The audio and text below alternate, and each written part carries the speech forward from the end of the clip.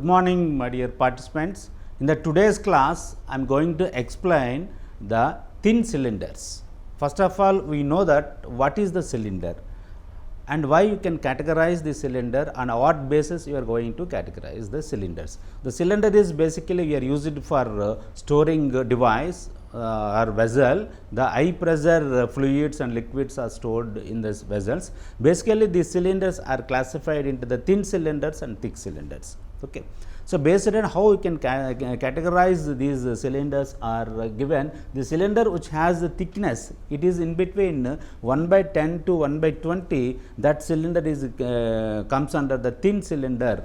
Okay. If it is the thickness is more than 1 by 20, then it comes under the thick cylinders. Okay. So, the cylinders are called based on the thickness of the plate which is using for the wall. So, thin wall cylinders are used for using the boiler applications, the boiler shells and pressure tanks, pipes and other low pressure the process equipments are using these vessels. So, in generally what type of the stresses are induced in these thin cylindrical vessels are basically these three stresses are induced. One is the circumferential stress or hoop stress, and the second one is the longitudinal stress, and the third one is the radial stress. These are the three basic stresses are induced in these thin cylindrical vessels. One is circumferential stress or hoop stress, and the second one is the longitudinal stress, and third one is the radial stress. The circumferential stress, along the circumference of this vessel inside the stresses are induced, those stresses are called as hoop stresses. And longitudinal, along the length of the axis of that cylinder, the stresses are induced due to that internal pressure, the stresses are induced in the material, those stresses are classified as longitudinal stresses. Along the radial directions, the stresses are induced, that call it as a radial stresses. But basically for analysis of these thin cylindrical vessels, mainly we are concentrating on this hoop stress and longitudinal stress, because the radial stress is uniform across the thickness, and that intensity is that much we can eliminate while analyzing the vessels. Okay. What are the assumptions in this thin cylindrical vessels we are taking? It is assumed that the stresses are uniformly distributed. Whatever the stresses are induced, that is uniformly distributed throughout the thickness of the plate, whatever the plate is using for constructing that shell. Okay. The stress in variation is uniform throughout the thickness. Okay. As the magnitude of, just now I told, the magnitude of the radial stresses is very small in thin cylinders, they are neglected while analyzing the thin cylinders. We make it the radial stresses are 0, then we consider only the hoop stress and longitudinal stress. Now, let us see that what is the intensity of hoop stress and what is the intensity of the longitudinal stress. Now, you can see that in this diagrammatically it is explained how the stresses are induced, and those stresses are the circumferential or hoop stress. Now, you can see that half of this cylinder cut portion. Okay. Now, this is, let us, the length of this cylinder, and inside the pressure intensity acting on the wall is P. Okay. Now, let us, inside diameter is D, and due to this pressure, the stresses are induced on the material. Okay. Now, let us, if we take here the plane, along this length the stresses are categorized as longitudinal stresses, and along this circumferential, that is taken as a circumferential stresses, or that is also called it as a hoop stress. Okay. Now, this is acting the hoop stress, and this in this direction acting as the longitudinal stress. So, the circumferential stress, longitudinal stress, that is obtained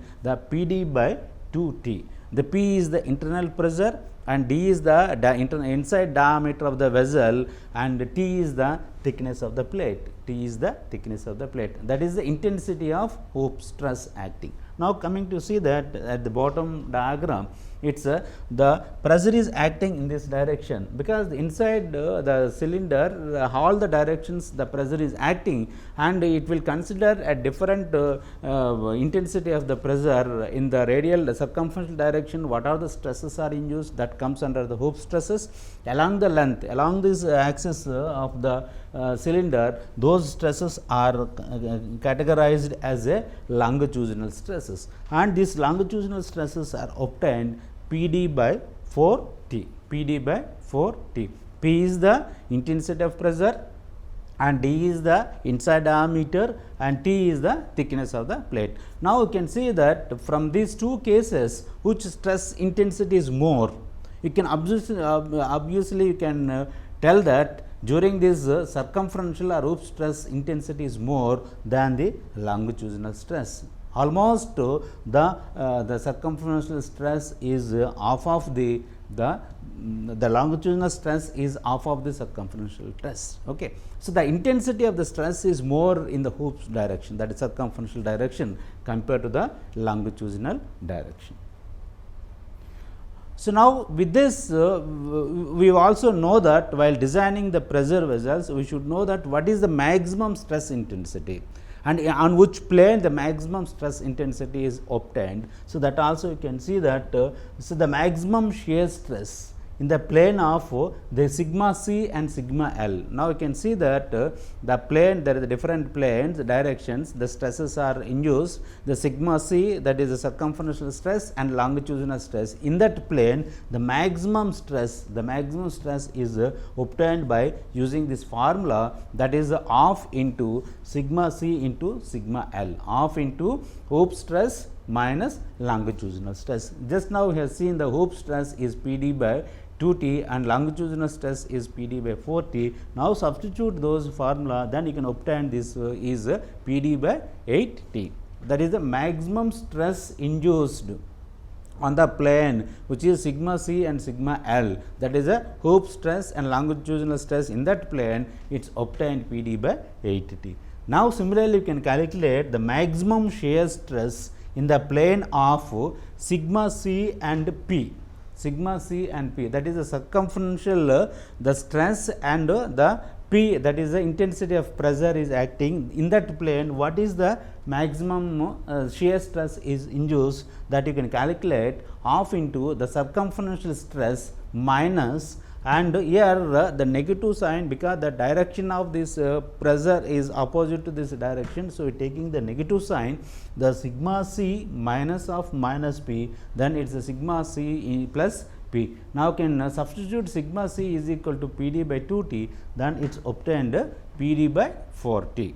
Okay. The maximum shear stress on the plane, the sigma c and P is obtained PD by 4T. Now, we can similarly find out the maximum shear stress in the plane, that is sigma L and P, because the P is same inside, P is the different directions and the pressure is acting along the circumferential directions, along the longitudinal directions. Now, you can take the different planes, what is the intensity of the shear stress, maximum shear stress, that you can calculate by considering the different planes. Now, you can consider the sigma L and P plane, then you can find out this maximum shear stress, that is half into sigma L minus of minus P. Now, you can see the sigma L plus P. So, the sigma L is PD by 4T, then you can obtain PD by 80. Okay.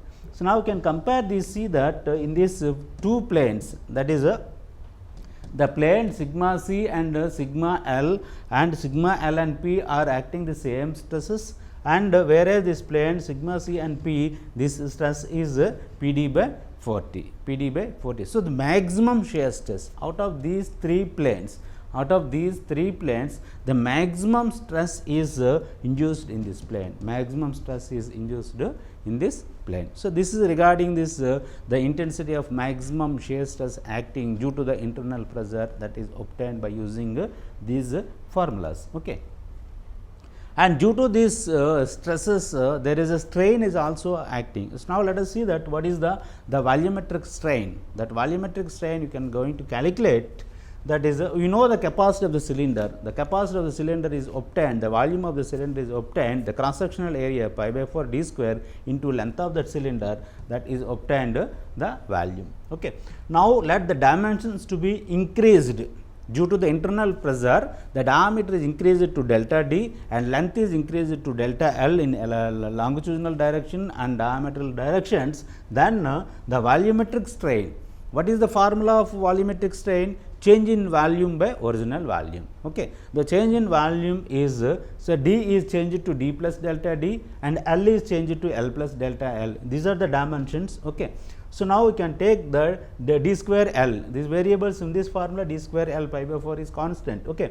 So, the d square L change in length minus original is d square L divided by d square L. So, use this formula, you can calculate by simplifying, it is obtained this delta L by L plus del 2 into delta d by d. Okay. That is the delta L by L is the longitudinal strain and delta d by d is the lateral strain or circumferential strain. So, longitudinal strain plus twice the